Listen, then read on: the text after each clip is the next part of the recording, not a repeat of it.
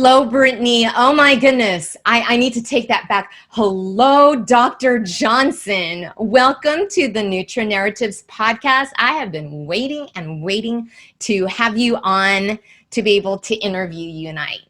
I'm so happy for this day that it's arrived. Welcome. Well, thank you for asking me to join. I'm super excited to be here with you.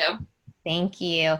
I was thinking of asking you when I started the podcast back in December and then January, but I knew that you were going through very interesting, exciting moments in your career. So I thought, I'm not going to bother you right then. I'll wait. And so that's why I've also waited all these months so that I can call you Dr. Johnson. It does have a nice little ring to it. I love it. I love it. I love it. But before we get to talk about all that, I'm going to wind it back to what sparked your love for nutrition in the first place? That's a really loaded question. So I used to tell people, I would kind of tell a little white lie, and I'll share just because I think I've learned over the years to be a little bit more vulnerable with people, especially knowing that you could possibly connect to someone. So when I was in college taking my general education classes, I had taken a nutrition class really to learn how to manipulate my diet more so that I could be thin, because I was struggling with a lot of disordered eating really since I was 10 years old growing up. And so I wanted to learn more so I could manipulate it and be skinny, because that was my ultimate goal. And as I was taking that class, my professor was actually a dietitian. I had never heard about what a dietitian was ever before. And she actually went to Loma Linda. So that's kind of a funny little plug in there too. Nice. And as I started learning more about nutrition and how it actually affects every single individual cell within our body, I thought, this is a game changer. I need to adequately fuel my body. My body deserves it, and it needs all these nutrients because it does impact every facet of life. And so that's what really kind of got me hooked to nutrition and started shifting my mindset around how I looked at food. And then I looked into becoming a dietitian right after I started learning about what they do, and I have not looked back since. So that was a fun little journey, especially because I actually got to go back to Crafton after I got my master's, and I got to teach that same class that made such a big impact on me. And so that was a really kind of fun circle around that I could also open up and share with students at Crafton, saying, hey, I was you sitting in that seat, and now look I'm able to have this career. I'm doing all this great work with nutrition. And then I never used to talk about that with my disordered eating because I was kind of afraid to admit that to people. But then I started realizing, oh, wow, I'm actually connecting to a lot of students, especially where I work right now. And they're able to say, okay, I'm not alone in this. I actually suffer with my food choices and what I look like and everything along those lines. So that's kind of how I got into nutrition. Yeah. And you know what, we all have our personal stories with food, our relationship with food. I think many of us did start there, and we all have a story with that. I agree. Mm-hmm. But then our own personal journeys can help others too, which I know you have already been impacting, not only those who you work with now, the students that you have, but everybody else that you've been in contact with. I'm sure you've made a difference already. And I know a lot of people kind of question, well, are you capable of helping people with their food if you previously struggled with food? And I think there's certainly a fit. I know I found people who I couldn't work somewhere where there's eating disorders because that was kind of triggering to me when I would go to these, to volunteer or any internship practice that I did in those special units. So for me, I figured out that's not really my niche. I can't fix people or help people in that category because it kind of brought up some old things for me. But I like to talk about it just general, like when I'm teaching my nutrition class about how all foods fit, and it's about how we look at food and shifting our focus to it's fuel for our bodies and not this good and bad food. Excellent. Excellent. So then, okay, you graduated and then you started working as an RD, or even before because you went through the BS-MS program. I did. Okay. Yeah. So after the BS program. Yeah, after the BS program, I sat for my RD exam, and I got that in August of that year. And then I started working in the hospital per diem, and while I was doing my master's. So I worked in the hospital probably 3 days a week while I was doing my master's that last year. And then I stayed there after I graduated with my master's, and I bumped up really quickly in our system. So yeah, you did. I remember. Clinical dietitian, and then shortly after I became the clinical nutrition manager. So I was overseeing all of our clinical dietitians in our 2 hospitals. And then on top of that, I was teaching 3 night classes at Crafton Hills. Oh. So I would go to the hospital for, 8 to 5 o'clock, and then Monday through Friday, and then Tuesday, Wednesday, Thursday night, I was at Crafton from 6 to 9 o'clock teaching.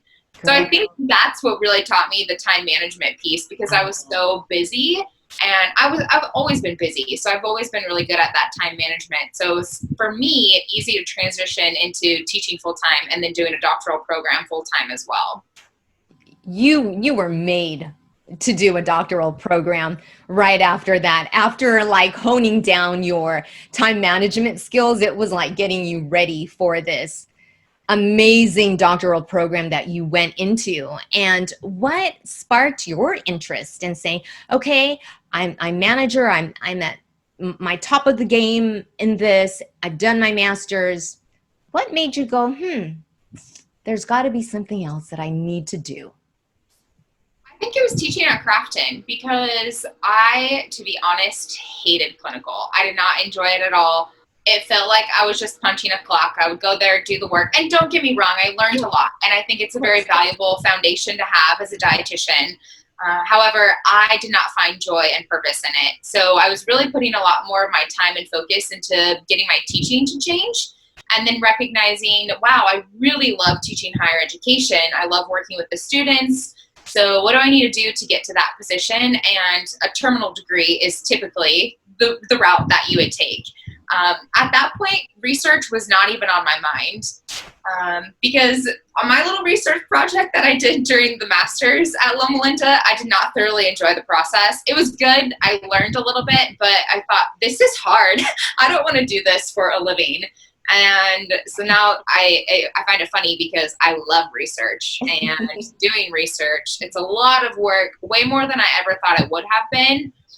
But that's really what triggered it, was I want to teach full time. And in order to do that, I need to get a PhD. Yeah. Okay. So I'm going to back up a little bit, because I probably jumped the gun just a little too soon. You were teaching at Crafton, but then you transitioned over to another college. Yeah. Yep. So I went full time. Well, I only had my master's still at Point Loma. That's it. Yeah. So I've been there now. This is my 6th year teaching there, which is crazy to me. I feel like I just started 2 years ago. Wow. Amazing. So you were at Crafton, and then you were at Point Loma, and that just nurtured your love for teaching in higher education. So you're like, okay, the doctorate is really the next step. Definitely the next step. And what's really cool about Point Loma is I teach in our dietetics program. And so I get to teach both non-nutrition majors, but also nutrition majors and students who are wanting to become a dietitian. So I get a little bit of a blend of both. And I love having that audience to where I get to build future dietitians, but at the same time, people who are not interested in nutrition at all, I get to spark a passion in them, hopefully. So I really love that part of my job. Oh, and I know that your students love you. We get some of your students that end up coming to our program, and they just sing your praises. And I'm like, yep, that's our Brittany. That's our Brittany. That's her, all right. So yes, I know that they absolutely love you. Yeah, I've sent a couple your way. Mm-hmm. It's got to be more than a couple by now. Yeah, I start getting like a percentage of their tuition or something. Seriously. Stipend. Because the ones that you've sent to us are like amazing students, and we've loved them all. So thank you. Mm-hmm. Okay, and then how did you decide on which doctorate to move forward with? Oh my gosh, that was a lot bigger journey than I ever thought it was. Okay. So I officially decided to start looking at doctoral programs, and traditional doctoral programs where you're in person. You typically are reaching out. First of all, you find the program that you're interested at the universities. And there's not a lot of nutrition doctoral programs, and a lot of them are in places I don't really want to live. So I started, narrowing those down. And then of that, once you have the programs figured out, you have to then contact the individual faculty members to see if they're willing to take doctoral students. I didn't know that part. I thought it was just like my bachelor's and my master's where I applied to the program, you got accepted, and you are a PhD student. So that was a lot of research. I ended up contacting probably 100 different faculty, and I got interviewed by 5, and I got accepted to 3. And that was in, oh my gosh, this was in like 2017. No, it was 2015, because it was before I went to Point Loma. Okay. So this all happened before that. And so I ended up selecting a university and got all my plans ready to go, and it fell through. For reasons that I couldn't control. It was completely out of my control, and I was pretty devastated because I had already quit my full-time job. I had turned in to Crafton like, hey, I'm not going to be teaching anymore. I'm moving across the state or country to go to this PhD program, which was going to be 5 years. Right. And I remember that. Yes. So that whole process, I was kind of thinking, all right, what's next? What do I do? Because now I have no job. I had 2 awesome jobs, one that I didn't love as much, but it was still a really good learning experience. So what do I do? So that's when I got the job at Point Loma. So Point Loma, my first year, I kind of got my bearings down. And then after that, I started looking at doctoral programs again and going through the whole process. I found another one that I wanted, because I wanted to do something outside of nutrition now. So, which is really interesting, because previously I was only looking at PhDs in nutrition. But I came to realize, I have other passions, and I already have 2 degrees, and I'm a dietitian, so why not broaden the scope of study? So I started that process again, and I actually thought about leaving Point Loma. I was very close to leaving Point Loma to go full-time as a doctoral student at Baylor University. Yes. I went there, toured. The faculty was amazing. The program was amazing. But something in my gut just was like, it's not quite time. Don't rush it. Because as you might have figured out, you obviously know me, I rush. I get through things very fast. If I have a goal, I'm going to accomplish it as fast as possible. And it's what I love about you, and that's what I admire about you. You get your goals done like this. Yeah, and sometimes that can be a bad thing, as I'm learning. But it's okay to slow down, and when things are not lining up at your exact time frame, it's okay, which I think is the perfect motto for right now in life with COVID. True. But you know what? You were really listening to God too, and listening to him to slow you down. Yeah, absolutely. And so it wasn't my time. And so I stopped the process, and I focused again just on improving my teaching, because I was still very new to teaching at that point. And so the bug came back of, the PhD, you have to do it. And I want to do it, but I just have to figure out what works for me. And so this is when this amazing PhD program and exactly what I was looking for fell into my lap. So I have my PhD in health and human performance, and because I grew up as an athlete, so the exercise piece has always been super interesting to me, especially sports nutrition. Yeah. But sports nutrition is just so saturated, so I didn't want to do that exactly, and found that program. So I enrolled in December of 2017, and I didn't know that I actually enrolled in their full-time program. I thought I enrolled in their part-time program that was supposed to complement working adults. So I was taking 2 doctoral classes every 7 weeks on top of teaching full-time. And how many classes were you teaching full-time? So I teach anywhere from 7 to 9 classes per academic year. Oh, wow. So, I was like, amazing. This is what I want to do. I've got to get through it. So we're just going to make it happen. And it was really funny because that summer, because I don't teach during the summertime, so I have the summertime off. And so during the summer, I thought, well, I'll double up my classes so I can get done faster. Wow. So I ended up taking 8 doctoral classes in one summer. And when I first contacted admissions asking if I could do it, they said, oh, well, we only let students take 2 per term. And you're part-time and you should only be taking 1. I said, excuse me? I said, I've been taking 2 every 8 weeks, and I've been fine, and I'm teaching full-time, and I'm getting a 4.0. So I think I can handle 8 when I'm not teaching. So that's how I shaved off 2 whole years of my program. Amazing. So, yeah. Again, I had no life. Like, I should make that very clear. It's not that glamorous. I would wake up, work out, go to work and teach. I would come home and I would be doing homework all night long, right? So it was not a glamorous 2 years. Everything else was on pause in my life. I did not go out with friends really. I didn't have family over. I mean, it was laser focused to get done. So I ended up getting my dissertation done in December of 2019, and then I defended in January of 2020. So that is why I was able to get it done so quickly, which you really do have to be the right person. And I don't want someone to be discouraged thinking, oh, I could never do that. It's just, where are you putting your priorities? And for me, during that time of my life, I thought, I want to focus on this because I want to get this career goal accomplished, and then I can move on with other things. True. So that's how I kind of selected my doctoral program. That's a very long-winded answer. No, it's an excellent answer. We needed to hear every detail of that because it's so encouraging and so inspiring. And I loved how you said, you know what, this is my goal. And so I need to do what I need to do for this to happen so I can move on. And I mean, my story is completely the opposite, where it took me a million years to get it done, but you were very focused on, you had this time, not necessarily a time limit, but you're like, I don't want to spend so much time on this, so let's do what I need to do to get it done in a certain amount of time. I love that drive. I love that vision and that power that you have, that you were using to get your dream accomplished. But then when you're going through your doctorate, your love for research.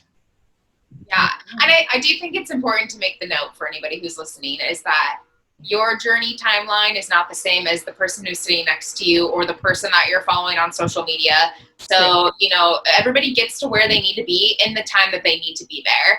And I think that that's really important because, you know, I look back and had I done my first PhD program, I would have just now barely been graduating, and I would have been out of work. Really, you're on a student stipend, you're not making a ton of money.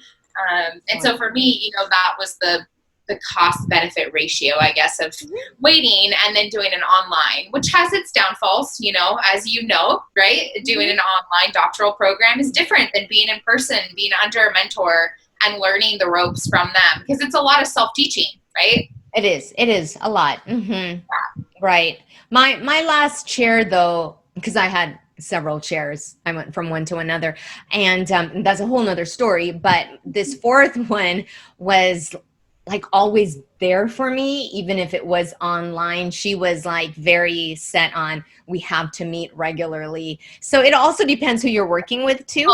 That can make it amazing or can make it difficult too. Yeah.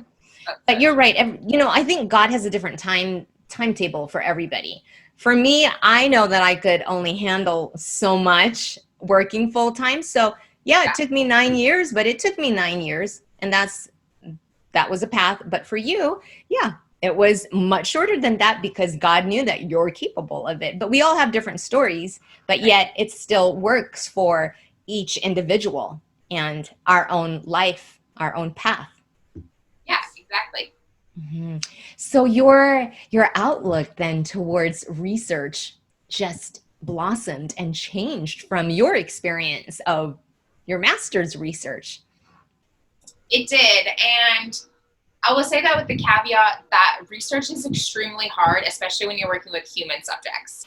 And I don't think that we're ever taught that when we're reading literature, to be serious. I really don't think that we are really prepared for the amount of time and length that it takes to actually, 1, get funding, 2, requirements, 3, conducting the actual study, depending on if you're doing an intervention or if it's a cross-sectional. And then not only that, but the whole writing the peer-reviewed paper and the process to get it submitted, to get reviewers, to get comments, to then edit, to then receive additional comments, to edit again, and then resubmit. And then you don't hear for months. So my first paper that I got published, I turned it in 6 months prior, and then got published 6 months. So it took 6 months to get the paper originally submitted, all the reviewer comments back, edited, and then sent back in for it to be published. And that, when I'm reading literature as a student, I never thought about that. Yeah. It's true. And I think it's a good example because oftentimes nutrition fads are far ahead of the literature. Well, why is that? Well, it's because they're in they're in the process of trying to get published or running the intervention so that we have that data to inform evidence-based practice, right? Mhm. And so that for me, I think that was never really stressed or emphasized, or I never really thought about it. I just thought, here's the research, here's the limitation, and this is how I apply it. Wow. It was never the whole behind the scenes what's happening. So I've grown a really big appreciation for research. Yes. Because it's flipping hard. Tell me about it. Yes, I know. And there are so many things that I'm grateful for going through the PhD, but going through research and knowing what we both know now, because I wasn't taught that too ever before. So it's like, oh my goodness. Okay. And so it's something that I am grateful for. And now I'm the research coordinator of our department. So I have been wanting to change things around. So just so students will have a better understanding, they won't be completely shocked should they choose to go to a doctoral program. So, but I know we were just starting out too during your years too. You were in the class, it's just the first few classes starting out with research. So we were still in the baby stages back then of knowing how you guys could experience it. Yeah, and I will, a couple of my students who have gone through your program, and they were telling me about their research project. I thought, we didn't have to do it that intense. So it's good because the rigor is increased, right? And so that helps people, especially if they go on to a doctoral program. Correct. Because it is just a completely different animal than what I think anybody truly understands. And that's how it is for anything, right? Anything in life. I feel like when you look at it, you don't really know everything that goes into it. Yeah, no, I'm grateful that that things have improved too. So because I went through so much difficulty, I'm like, okay, from here on out, I want our students to not go through it and say, oh, that was horrible, and I don't ever want to do research again. So I don't want to turn necessarily everybody into a researcher, right? But we would like the experience to be meaningful. Yeah. So that it makes an impact maybe 5-10 years down the road. So, but slowly but surely we have, with God's help, improved that. Yeah. So I think that's great because I personally don't think enough dietitians partake in research.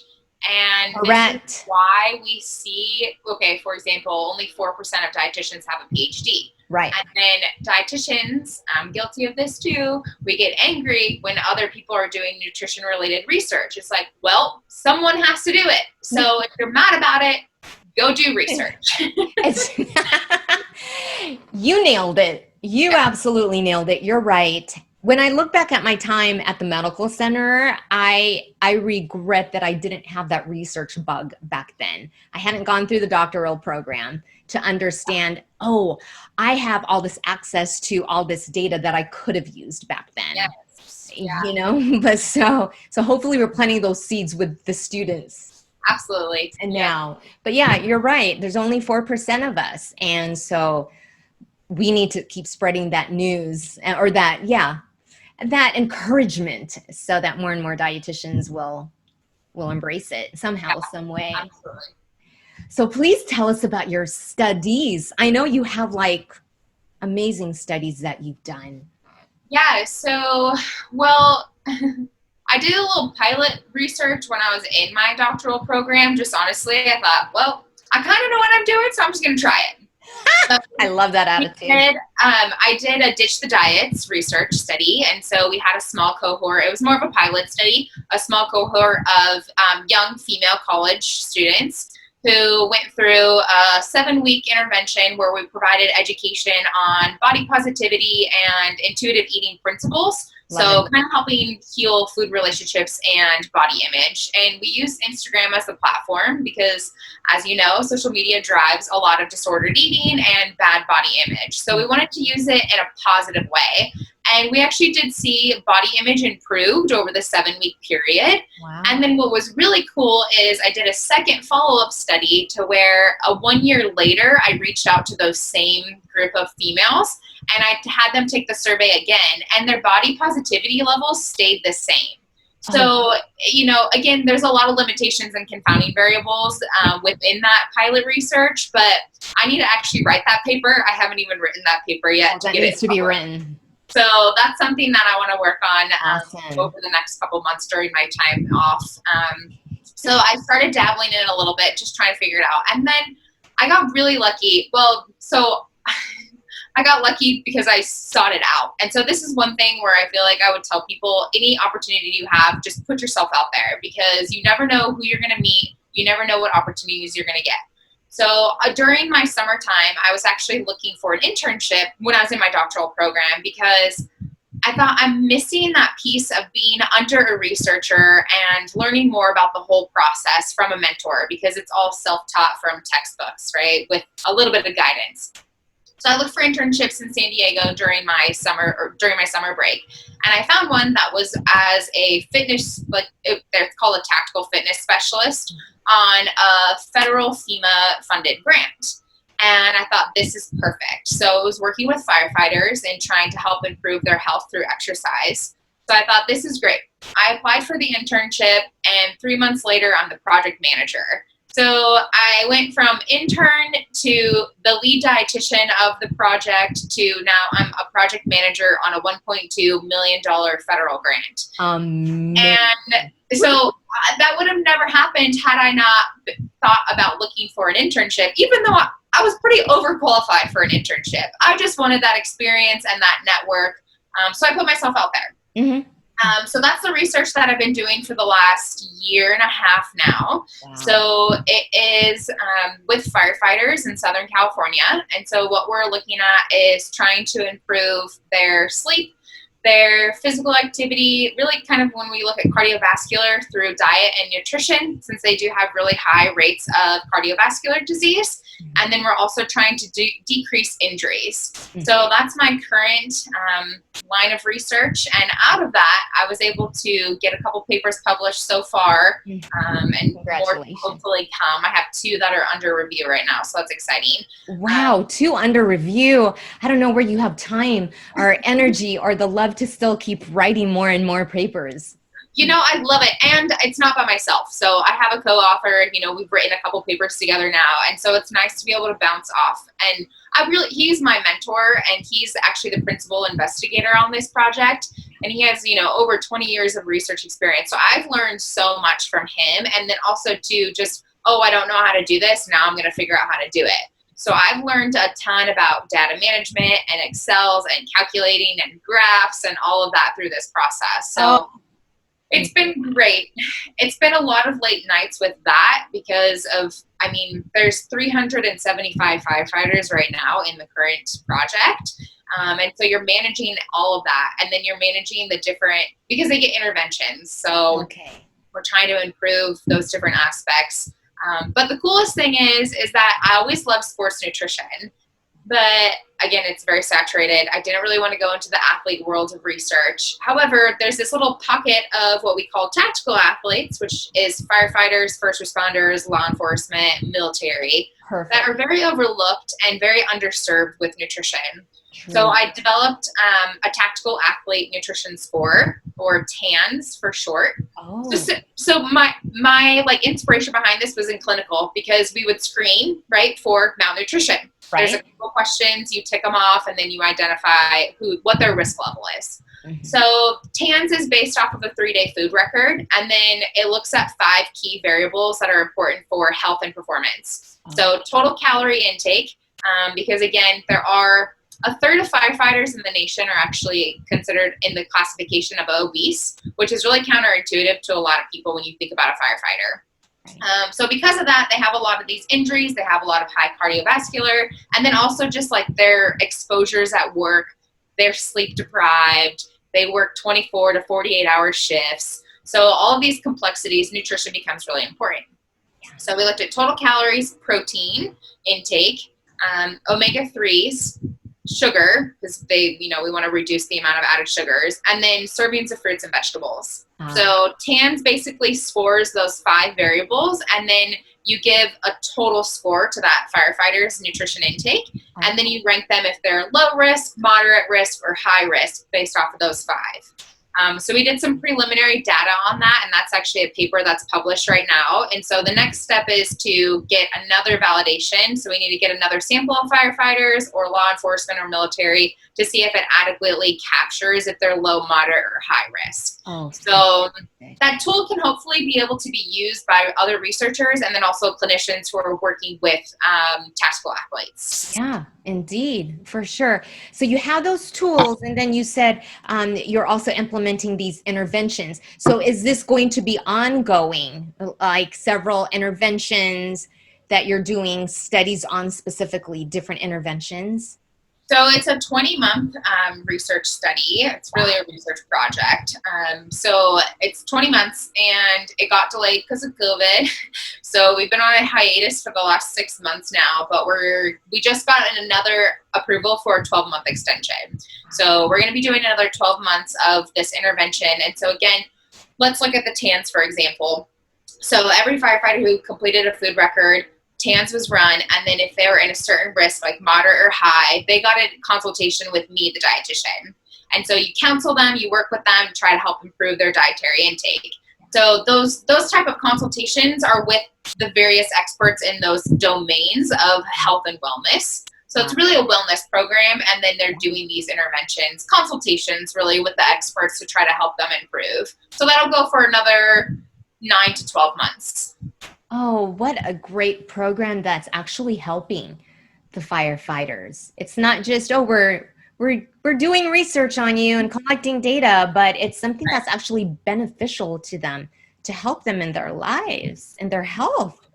Yeah, and it's, they're underserved, and some of these departments, they have no wellness program, and so they have to kind of figure out what to do on their own. So it's really a good partnership that we've been able to work with these firefighters and help them improve through the various elements of health and wellness. And then, selfishly in the nutrition world, we're kind of figuring out that there's not a lot of information on nutrition and research in firefighters, and how can we actually have in the future randomized clinical trials to try to see if a certain intervention actually changes those clinical outcomes. And so that's something where I hope my line of research ends up going, especially with nutrition and focusing more on the injury aspect, because again, there's a lot of limited research on injuries in athletes and nutrition, period. Correct. Excellent. That is an area that needs especially your attention. You are the right person to be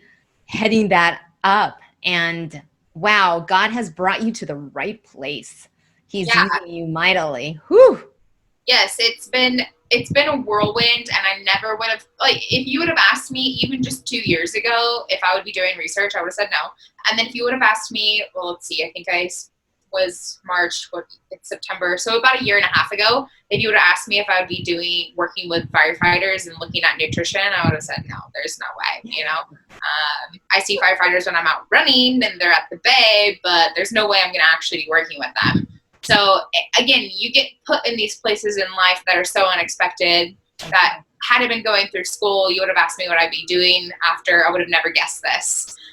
And what's really fascinating to me is that we're seeing that the firefighters with the more optimal body compositions are actually consuming more calories, and they have higher protein diets. And one of the things that we saw was that this higher calorie intake has a better quality diet. So the firefighters who are meeting their estimated energy requirements have higher omega-3 consumption, higher fruits and vegetable consumption. Wow. And they have better physical fitness. So they have higher core and back muscular endurance. So all of those pieces go together for future cardiovascular or future injury. And so we haven't been able to make that direct connection yet, but indirectly we know there's something going on here. So let's explore more, which is the research part, right? Which is the exciting part. Oh, just fabulous. Fabulous. When you found out those results that they're consuming more calories, which is resulting in more protein intake, was that before any of your interventions, any of your consultations? Yes, so this was all baseline data. So wow. All the assessments. So when they come for the baseline assessment, we're looking at body composition, survey questionnaires that are validated, body composition, and then physical fitness test. muscular endurance for the core and back, and then a functional movement screen. And nutrition is linked to all of them. And they were statistically significant. And so now the goal is, okay, we're going to provide this intervention, this counseling. So then did it change their dietary intake to, let's say, improve? And if their dietary intake improved, now did we actually see an improvement in their physical fitness and an improvement in their body composition? So that's the next kind of step here. Okay. We're trying to see, well, are we able to actually change that behavior and then change the clinical outcome? Okay. Oh, this is exciting to a T. Like, I love all this that you're finding out with the results already and all the interventions that all of you are doing. I'm just so happy to hear about it. And I just know that those who are listening right now are also excited to hear about it. So you are being such a great example to students and dietitians who may be listening. Oh, well, thanks. I mean, there's certainly a place for dietitians at the table. Right. I agree. I love it though. I love it. Okay, so where are you published? In Nutrients, in the paper, in the journal Nutrients? So journal Nutrients is published. We evaluated firefighters' nutrient intake and compared it to the military dietary reference intakes. So that's another goal of mine, is that I want to develop dietary reference intakes for firefighters. That's going to take another series of research projects, obviously. But they're unique from the military, so it's not the perfect match. However, to compare them to general DRIs just doesn't work. Oh, yeah. So that's in Nutrients. And then Journal of Kinesiology and Wellness is where the Tactical Athlete Nutrition Score is published. Wow. And then I have an abstract published in ACSM about caloric intake and low back pain in firefighters. And then 2 are in review. I'm missing another one. There's another one that we looked at for worksite wellness, which was a previous research project that I didn't partake in. However, I did a lot of the data running and analysis and kind of interpreting for that paper. So I'm a co-author, like way down the list though. Oh, but still, in your short amount of time being in this academic world of research, you are amazingly published already how many times over. And it's just so impressive how much you have accomplished in a short amount of time. I'm just blown away. Well, thanks. I'm hoping that I didn't burn the candle too quickly. So knowing you though, Brittany, you continually have this fire, this positive fire that runs in you. And I know that you know how to temper all that. You take care of yourself very well. You've made sure that your sleep is taken care of, your workouts. So I think you're going to be just fine for a while. Well, thank you. That's super nice of you to say. It's true. It's true. It's what I see. And so we're going to switch gears just a little bit. But before I switch gears, I just want to say congratulations to all that you have done with your doctorate and all of the research that you have been doing. Amazing. Thank you. I feel just so incredibly blessed because I never would have thought that I'd be here in my career doing this. And it doesn't feel like a job. I genuinely love it. And it's so fun. And when I find problems or struggle through things, it is worth it because I absolutely love it. So again, super blessed with how and where God is using me in life. Love it. Thank you. And what about 3 nutritional practices that are important for you to do on a regular basis? Does drinking coffee every day count? Oh, sure. Why not? If that's your important one, then hey, we can't take that one away from you. I definitely would not survive without coffee. I do love coffee. But I think, 3 of them would just be adequately fueling your body. I ate my calories for a very long time in my lifetime. And so I think that that's important. We don't realize, especially the consequences that could potentially happen by doing that, especially when at a young age, thinking forward. So that's something where I really try to nourish my body and fuel it and make sure that I'm getting calories in that I'm burning because I like to work out a lot. So making sure it's important for recovery. Okay. I really do limit the amount of highly processed foods that I have, but also I just don't like them. So I feel a little guilty, I guess, when I give that recommendation to people because I like to cook. I like to be in the kitchen. And I don't really like the taste of highly processed foods. But I think that's an easy area that people can kind of reduce a little bit to try to help improve their overall diets. I agree. Let's see, another, I guess just general is not looking at food as good and bad and not Correct. And allowing yourself to have those quote forbidden foods and being okay with that. That's but right. Of course, not only eating those quote forbidden foods or, those off limit foods, because that's not healthy either. So finding that balance is an important piece. I always joke because I used to talk about moderation, right? I think that's something, moderation is key, but your moderation for a chocolate chip cookie could be 12 and mine could be 1. So that's a really hard kind of concept, I think, for people to understand. So I really go to balance. Most of my diet is unprocessed, whole, nutrient-dense foods, and then I have a little bit of those maybe processed sugary foods like a chocolate chip cookie because I do love chocolate chip cookies. Yeah, no, I hear you. So do I. But I love that perspective. That works so well. That's beautiful. What are yours? Oh, wow. Okay, well, you're the first one who's asked that. Okay. Well, let's see. Hydration is so important for me because I know that I like to talk a lot throughout the day, and if I'm not drinking enough, then I get a headache. So that for me is very important. A second one then would be increasing my intake of actual probiotic rich foods. So I do take a probiotic supplement, but I'm trying to just really get it from kimchi, sauerkraut, and I have a genetics or a SNP that I just don't like that flavor. And so I'm like, okay, let's see, how else can I eat this? When I add cilantro to it, it's so funny. I can totally enjoy it. So, yeah. So it's funny that way. But yeah, just really finding those probiotic rich foods. And this is my most recent one, trying to diversify my intake of different fibrous foods or prebiotic foods. Okay. So yeah, I've limited, not that I've intentionally limited myself to just certain ones, but I'm just used to eating certain vegetables and fruits. But so now I'm in this mode where I just want to venture out and see how many different ones I can get, because there was a study that came out that those who ate close to 30 different plant-based food choices, including herbs and spices, they got the most diversified gut or microbiota. Okay. So I've been adopting that more and more, is to just not be a creature of habit. Yeah, I think we can all be guilty of that, especially with crazy schedules and everything. You just go to your go-tos. Yeah, exactly. And it's like, I know I'm going to like this, but it's like, well, what about if you try something different that you really haven't tried? That's good. I like those. Yeah, thank you. Well, thank you for asking me that. That's like, oh, okay. Thank you. And so I'm going to end with, what advice do you have for someone who is just trying to find their way in their calling in life? Yeah.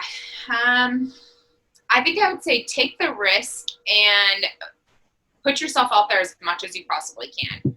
Because I think I've learned so much, even from the internships or the volunteer events that I didn't like.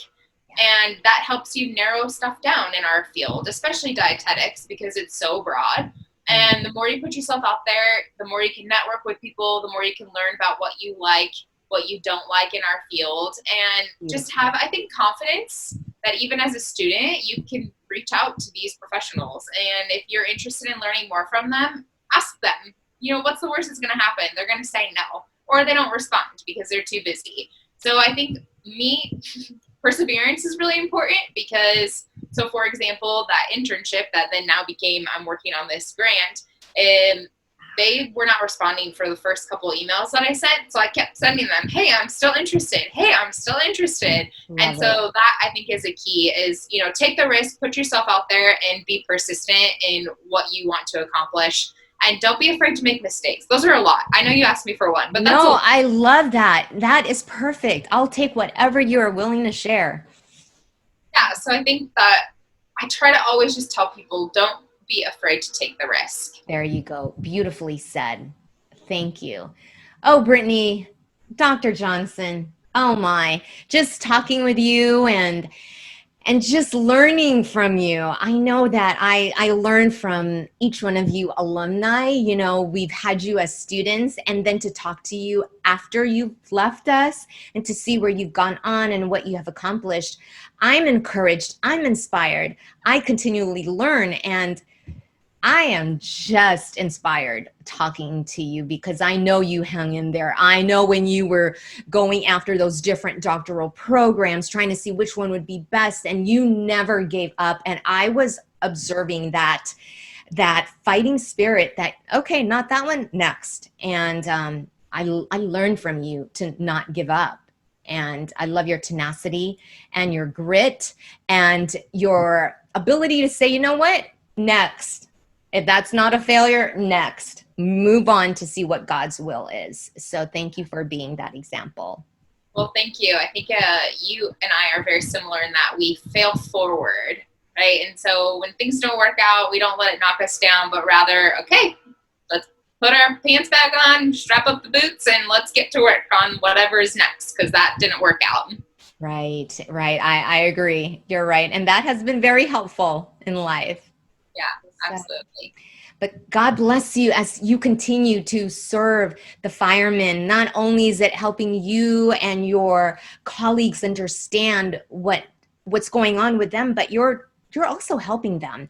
And that's very admirable to see that what you're doing is also serving the underserved, and they are our amazing first responders. So Especially right now with all our fires that are going on. especially so true. I'm so proud of you, so proud of all you've done. It's like, oh, it brings my heart so much joy to see your success. And I know that God will continue to use you mightily as he already has been. Well, thank you. Thanks for inviting me to kind of share my experience and journey. It's been great. Thank you. And thank you for being here.